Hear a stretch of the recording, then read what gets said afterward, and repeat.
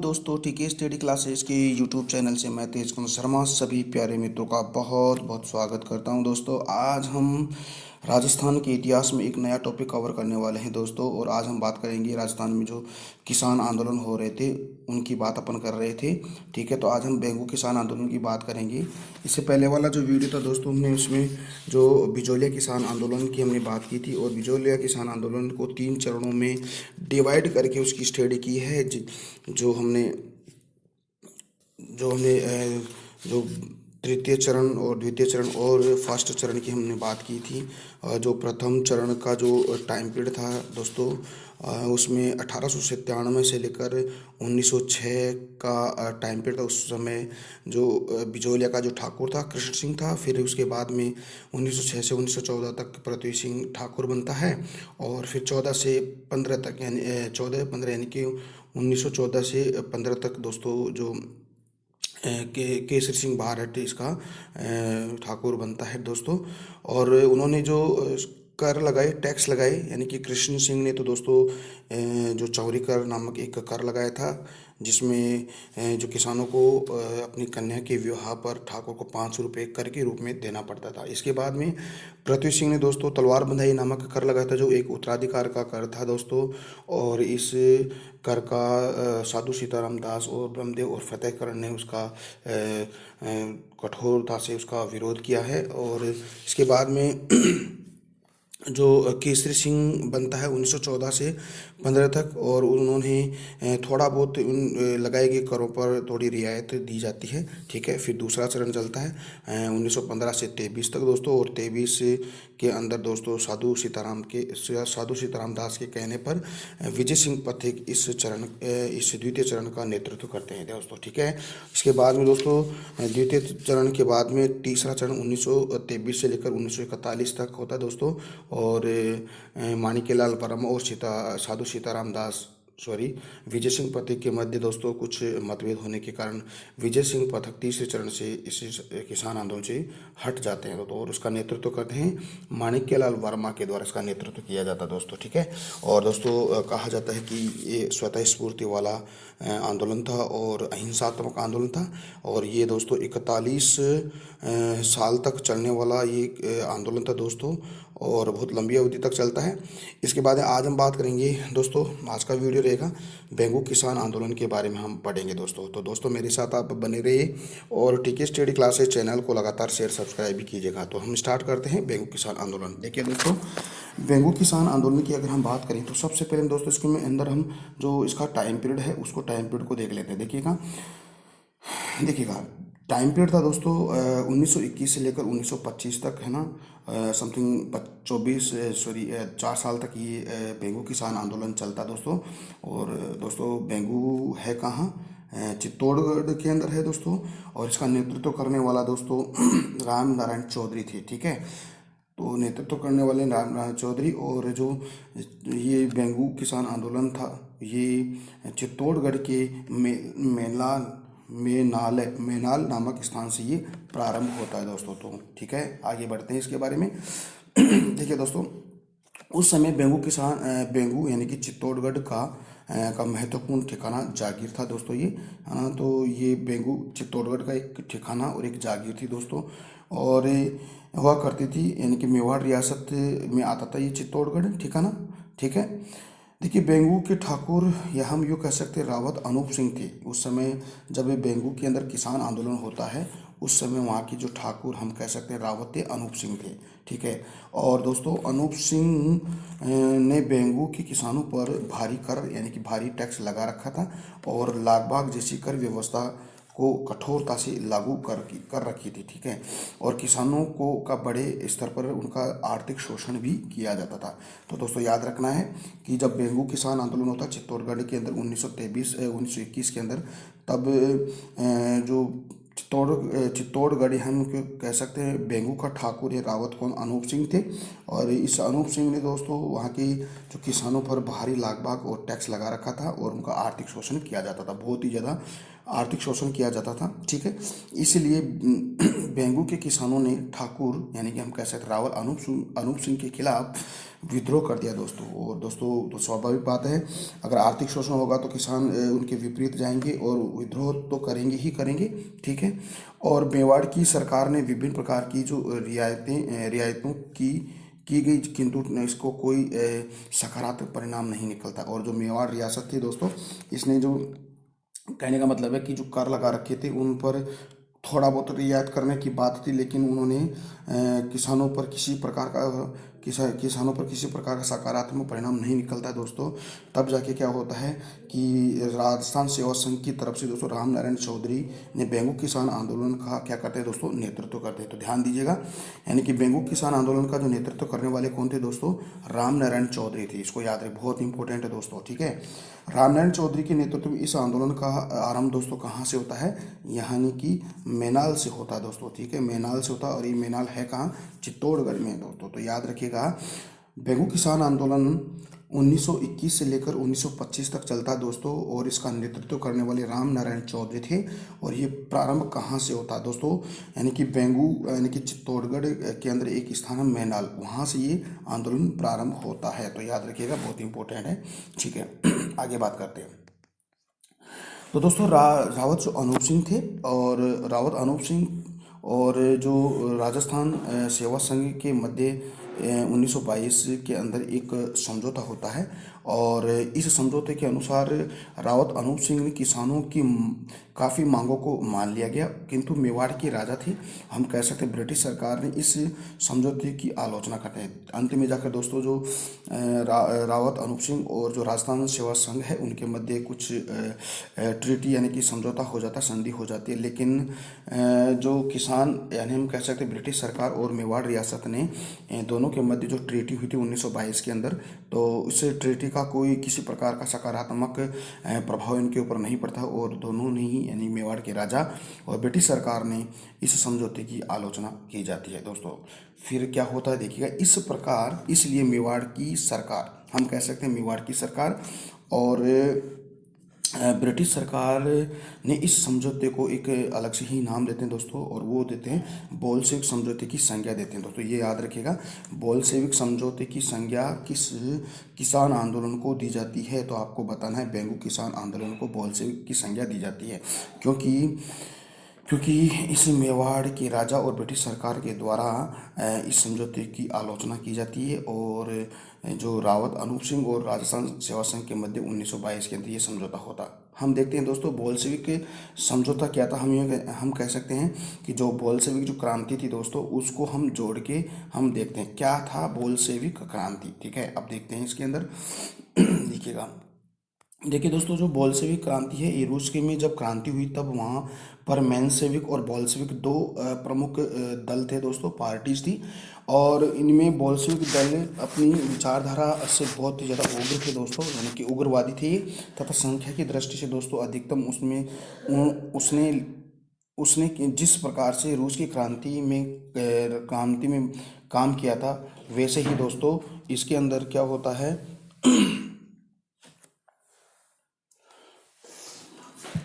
वैसे ही क्या होता है कि इस समझौते में भी इनको माना जाता है। इसीलिए मेवाड़ के महाराणा इससे नाराज होते हैं, और बेंगू किसानों को जो कि किसान रियायतें दी है उससे हमारा राजस्व कम हो सकता है। इसीलिए मेवाड़ के राजा ने बेंगू के रावत अनूप सिंह को इस पद से क्या कहते हैं, बर्खास्त कर देते हैं दोस्तों।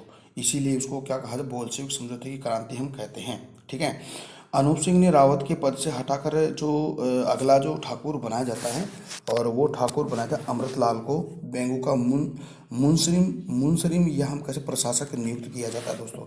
ठीक है, क्योंकि जो अनूप सिंह थे, अनूप सिंह ने तो किसानों के साथ समझौता कर लिया जाता, तब ब्रिटिश सरकार ने या हम कह सकते हैं मेवाड़ सरकार ने उसको पद से हटा देते हैं, और उसकी जगह किसको बनाते हैं, अमृतलाल को बेंगू यानी कि चित्तौड़गढ़ का मुंसरिम या हम कैसे प्रशासक नियुक्त किया जाता है। इस संबंध में क्या होता है दोस्तों, इस संबंध में दीवान प्रभास चटर्जी ने देखिएगा, इस संबंध में दीवान प्रभाष चटर्जी ने महत्वपूर्ण कदम उठाए। इन दोनों अधिकारियों ने, अमृतलाल और सुभाष चटर्जी ने बेंगू पर अपना प्रभुत्व स्थापित करने का प्रयास करते हैं। ठीक है दोस्तों। और दीवान प्रभाष चटर्जी ने मेवाड़ शासक की ओर से एक सर्कुलर निकालते हैं कि सभी प्रकार के समाचार पत्र उस समय मेवाड़ रियासत में प्रतिबंध कर दिए गए हैं।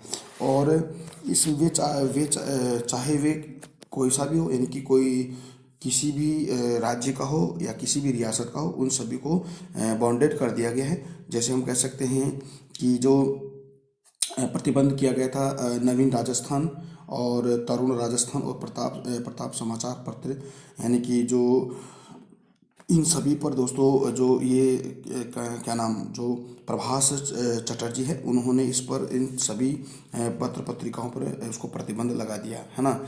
जैसे नवीन राजस्थान है, फिर नवीन राजस्थान को आगे जाकर केसरी समाचार पत्र के नाम से निकाला जाएगा। तो इन सभी पर इन जो प्रभाष चटर्जी है, उन्होंने इस पर बाउंडेड कर दिया, इनको प्रतिबंधित कर दिया गया। ठीक है, आगे होता क्या है देखिएगा।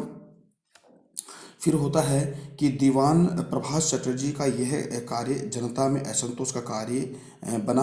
बाद में मेवाड़ के शासक ने किसानों की समस्याओं को सुलझाने के लिए ब्रिटिश सरकार के आदेश पर भूमि बंदोबस्त अधिकारी एक ट्रेंच को बेंगू भेजा और ट्रेंच की अध्यक्षता में एक आयोग 1923 में बनाया गया, जिसको हम कहते हैं दोस्तों, यानी क्या कहते हैं, ट्रेंच आयोग कहते हैं। तो ध्यान दीजिएगा, ये ट्रेंच आयोग किससे बिलोंग करता है, यानी कि बेंगू के किसान आंदोलन से बिलोंग करता है। और बोल्शेविक जो समझौता है दोस्तों, वो भी आपको बताना है बेंगू के किसान आंदोलन से होता है। तो दोनों आपको याद रखना है, ट्रेंच आयोग और बोल्शेविक, है ना। तो ट्रेंच आयोग बना 1923 के अंदर। ठीक है, अब ये 23 के अंदर जो ट्रेंच आयोग बनता है, ये क्या रिपोर्ट करता है, क्या इसको क्या जांच पड़ताल करता है, उसकी हम चर्चा कर लेते हैं। देखिए ट्रेंच आयोग 1923 में बिजोलिया के अंदर जो विजय सिंह पथिक पर यह आरोप लगाया कि जो विजय सिंह पथिक ने ही राजस्थान की सेवा संघ बनाया था, और उनके आदेश पर ही राम नारायण चौधरी इस आंदोलन को नेतृत्व प्रदान कर रहे थे। इसीलिए ट्रेंच आयोग ने पथिक की कार्यवादिता को राजद्रोह का आरोप लगाते हैं तथा बाहर से आने वाले लोगों पर मेवाड़ में क्या करते थे, प्रतिबंधित लगा देते हैं। और किसानों की मांगों को ट्रेंच आयोग ने स्वीकार नहीं की दोस्तों। ठीक है, और ये ट्रेंच आयोग का आरोप लगाता है विजय सिंह पथिक पर, और विजय सिंह पथिक पर यह आरोप लगाता है कि जो राजस्थान सेवा संघ की स्थापना विजय सिंह पथिक करते हैं, और उसके कहने पर ही जो बेंगू किसान आंदोलन का नेतृत्व राम नारायण चौधरी करते हैं। इसीलिए ट्रेंच आयोग ने बाहर से आने वाले सभी राहगीरों, हमें कह सकते हैं, व्यक्तियों पर प्रतिबंध लगा देते हैं। और ट्रेंच आयोग ने किसानों की मांग को क्या करते हैं, अस्वीकार कर देते हैं। ठीक है, फिर होता क्या है, ट्रेंच आयोग 1922 का विरोध करने के लिए किसानों ने बेंगू की जो एक गोविंदपुरा में एक सभा हुई, और इसी सभा पर बाद में ट्रेंच ने गोलियां चलाने का आदेश दिया। इस घटना में रूपाजी और करपाजी की मृत्यु हो जाती है दोस्तों। तो याद रखिएगा, यहाँ से बेंगू के किसान आंदोलन में आपको 3-4 बातें बिल्कुल याद करनी है। एक तो कौन से किसान इस ट्रेंच आयोग के द्वारा गोलियां चलाने से उनकी मृत्यु हुई, एक तो रूपाजी और एक करपाजी। ठीक है, और बेंगू किसान आंदोलन का नेतृत्व करने वाले थे राम नारायण चौधरी। और दोस्तों ये 1921 से 25 तक होता है। चित्तौड़गढ़ के मेनाल नामक स्थान से प्रारंभ होता है। और दोस्तों इसमें एक था बोल्शेविक समझौते की संज्ञा, और एक ट्रेंच आयोग किससे बिलोंग करता है, यानी कि जो बेंगू किसान आंदोलन उसको से बिलोंग करता है। इसके साथ ही जो प्रभाष चटर्जी है, किन किन पत्र पत्रिकाओं पर प्रतिबंध लगाते हैं, हम यूँ कह सकते हैं नवीन राजस्थान, तरुण राजस्थान और प्रताप समाचार पत्र, इन सभी पर दोस्तों वो है बाउंडेड कर देता है। ठीक है, तो अब आगे बात करते हैं। तब ट्रेंच आयोग ने 1922 में जब विरोध किया जाता है ट्रेंच आयोग का, तब ट्रेंच ने गोविंदपुरा नामक स्थान पर सभा कर रहे लोगों पर अंधाधुंध गोलियां चलवाते, जिसमें रूपाजी और करपाजी की हत्या हो जाती है, मारे जाते हैं। इसके बाद में होता क्या है देखिएगा, इसके बाद में होता क्या है कि 1923 की इस घटना के बाद विजय सिंह पथिक ने इस बेंगो किसान आंदोलन का नेतृत्व अपने हाथ में ले लेते हैं, ठीक है, यानी कि खुद इसका नेतृत्व करते हैं। और विजय सिंह पथिक ने किसानों को जागरूक किया और बेंगो की समस्या को महात्मा गांधी के सामने रखा। जब रूपाजी कृपाजी मारे जाते हैं तो जो विजय सिंह पथिक थे, है ना, तो उन्होंने बेंगो के किसान आंदोलन का नेतृत्व स्वयं अपने हाथ में ले लेते हैं और एक अखिल भारतीय बनाने के लिए इस पूरे के पूरे बेंगो किसान आंदोलन को वे हमारे जो राष्ट्रपिता महात्मा गांधी के सामने विजय सिंह पथिक रखते हैं, ठीक है। तब होता क्या है कि कांग्रेस के अधिवेशन में कई बार इस आंदोलन को प्रस्तुत किया गया। परिणाम स्वरूप मेवाड़ के शासकों ने एक जांच आयोग 1923 के अंदर 23 के अंदर एक जांच आयोग बनाते हैं और उसमें 3 सदस्य होते हैं, ठीक है। फिर होता क्या है दोस्तों, फिर आगे होता है, इस जांच आयोग ने विजय सिंह पथिक के इस कार्य को अच्छा नहीं माना और इस आयोग ने विजय सिंह पथिक के 1 साल की सज़ा सुनाई और 1,000 रुपये का उस पर जुर्माना भी लगाया जाता है दोस्तों, तो ये याद रखिएगा। फिर भी इस बात को नकार दिया जाता है और विजय सिंह पथिक को गिरफ्तार करके 1 साल की सज़ा सुना दी जाती है, साथ ही 1,000 रुपये का जुर्माना भी लगाया जाता है। इसके बाद होता क्या है देखिएगा, बाद में विजय सिंह पथिक ने इस जांच आयोग के खिलाफ मेवाड़ हाई कोर्ट के अंदर दोस्तों अपील की जाती है, लेकिन हाई कोर्ट ने इस सज़ा को निरंतर रखा, यानी कि 1 साल की जो सज़ा दी गई थी वो उसको निरंतर रखा जाता है। लेकिन मेवाड़ का शासक ये चाहता था कि विजय सिंह पथिक को कम से कम 5 वर्ष की सज़ा होनी चाहिए, ठीक है। तो मेवाड़ का शासक तो यही चाहता था कम से कम 5 साल की सज़ा उसको हो, लेकिन सज़ा दी गई थी 1 साल की और 1,000 रुपये का जुर्माना उस पर लगाया गया था, ठीक है। फिर बाद में होता क्या है कि बाद में मेवाड़ के शासकों ने हाईकोर्ट के फैसले को खारिज करने के लिए 7 सदस्यों के एक जांच आयोग का गठन किया 1923 के अंदर। इस जांच आयोग ने 2 वर्ष तक जांच की और 1925 के अंदर जाकर विजय सिंह पथिक को 5 वर्ष की सज़ा भी सुना दी जाती है, ठीक है। तो आगे देखते हैं क्या होता है। फिर बाद में होता है दोस्तों, बाद में भारत सरकार ने मेवाड़ बाद में होता है कि भारत सरकार ने मेवाड़ के शासकों को किसानों की समस्या को स्वीकार कर लेते हैं और इस प्रकार यह आंदोलन 1925 में समाप्त किसानों की समस्याओं को मान लिया जाता है, ठीक है। और विजय सिंह पथिक को जेल से रिहा भी कर दिया जाता है, यानी कि पथिक को जेल भेज दिया जाता है। तो दोस्तों ये तो हमने बात करी बेंगो के किसान आंदोलन की जो 1921 से 1925 तक हुआ। मैनाल नामक स्थान चित्तौड़गढ़ से ये प्रारंभ होता है दोस्तों और रामनारायण चौधरी के द्वारा इसका नेतृत्व किया जाता है। बोल्शेविक क्रांति, है ना, और ट्रेंच आयोग और जो तीनों समाचार पत्रों पर प्रतिमा लगाता प्रभास चटर्जी, ठीक है। और ट्रेंच आयोग के द्वारा जो सभा कर रहे लोगों पर गोलियां चलाते उसमें रूपाजी और कृपाजी जो किसान थे दोस्तों वो मारे जाते हैं। फिर विजय सिंह पथिक स्वयं इस आंदोलन का नेतृत्व करते हैं दोस्तों और लेकिन बाद में उसको गिरफ्तार करके जेल में डाल दिया जाता है, ठीक है। तो ये तो हमने दोस्तों बात कर ली बेंगो के किसान आंदोलन की बात कर ली। अब हम बात करेंगे दोस्तों बूंदी किसान आंदोलन की बात करते हैं और दोस्तों ये 1923 के अंदर होता है, इसको हम देख लेते हैं। बहुत ही इंपॉर्टेंट आंदोलन रहा है ये, ठीक है। देखिएगा बूंदी में, देखिए इसको बूंदी में जो किसान आंदोलन हुआ उसको बूंदी या उसको बरड़ भी बोलते हैं, बरड़ किसान आंदोलन भी हम कह सकते हैं। तो थोड़ा सा कन्फ्यूज नहीं होना है, आपको ध्यान दीजिएगा। बूंदी या बरड़ दोनों सेम है, तो बरड़ किसान आंदोलन भी बोल सकते हो और बूंदी किसान आंदोलन भी इसको बोल सकते हो, ठीक है। देखिए बूंदी में जिस स्थान पर किसानों ने आंदोलन किया उस क्षेत्र को बरड़ क्षेत्र कहा जाता है, इसलिए बरड़ किसान आंदोलन इसको कहते हैं। बूंदी के किसानों ने अपनी एक किसान सभा हम कैसे डाबी सभा का आयोजन करते हैं और डाबी सभा का नेतृत्व दोस्तों पंडित नैनूराम शर्मा के द्वारा नेतृत्व किया जाता है। तो याद रखना है बरड़िया की बूंदी किसान आंदोलन का नेतृत्व किसके द्वारा किया जाता है, पंडित नैनूराम शर्मा के द्वारा किया जाता है दोस्तों, ठीक है। हाँ आगे देखते हैं। बूंदी के राजा यानी कि हम कह सकते हैं बूंदी के राजा ने अपने इंस्पेक्टर हाकिम इकराम हुसैन को डाबी सभा पर गोली चलाने का आदेश दिया जाता है, जिसमें नानक जी भील की क्या हो जाती है, मृत्यु हो जाती है। तो ध्यान दीजिएगा, बहुत इंपॉर्टेंट है, याद रखना है। देखिएगा रूपाजी और कृपाजी तो बेंगो किसान आंदोलन में मारे जाते हैं और बूंदी या बरना किसान आंदोलन में दोस्तों हकीम इकराम हुसैन के द्वारा डाबी सभा पर गोलियां चलाई जाती है, जिसमें नानक जी भील की मृत्यु हो जाती है, यानी कि हत्या कर दी जाती है गोली मार के, ठीक है। इस प्रकार बूंदी का किसान आंदोलन 1923 के अंदर दोस्तों क्या हो जाता है, समाप्त हो जाता है। तो ध्यान दीजिएगा, ये तो होता है, ये हुआ बूंदी किसान आंदोलन, वरड किसान आंदोलन। अब हम बात करते हैं दोस्तों अलवर किसान आंदोलन 1925 नीमू चाणा के अंदर। देखिएगा नीमू चाणा है अलवर के अंदर, ये होता है 1925 के अंदर। तो इसकी हम बात कर लेते हैं। अलवर के राजा ने समय समय पर ब्रिटिश सरकार के कानून बनाए, यानी ब्रिटिश सरकार के कानून बनाए, विभिन्न प्रकार के कानून बनाए दोस्तों। और इन कानूनों के माध्यम से किसानों द्वारा अलवर के राजा भूराजस्व लगान दिया जाता था, जिसमें 40% की क्या कर देते दोस्तों, वृद्धि कर देते हैं। इसी कारण कि अलवर के अंदर दोस्तों किसान आंदोलन होता है। इसके अलावा दोस्तों और क्या बात है, देखिएगा अलवर के जो राजा थे 1987, 1900 और 1923 में जो कानून बनाए, जिसमें लगान में 40% की वृद्धि हुई, यह किसानों का आर्थिक दोस्तों शोषण का विषय बनता है दोस्तों। ठीक है, अब होता क्या है कि शोषण होता है और किसान इस लगान वृद्धि को कम करवाना चाहते थे। किसानों ने अलवर के राजा पर दबाव डाला, लेकिन राजा इसमें सहमत नहीं हुआ। ठीक है, किसानों ने अलवर के नीमूचाना जो नामक स्थान है वहाँ पर 1925 में स्थान पर अपना सम्मेलन बुलाते हैं, और यह सम्मेलन 1925 में होता है। लेकिन नीमूचाना वर्तमान अलवर की बानसूर तहसील में स्थित था।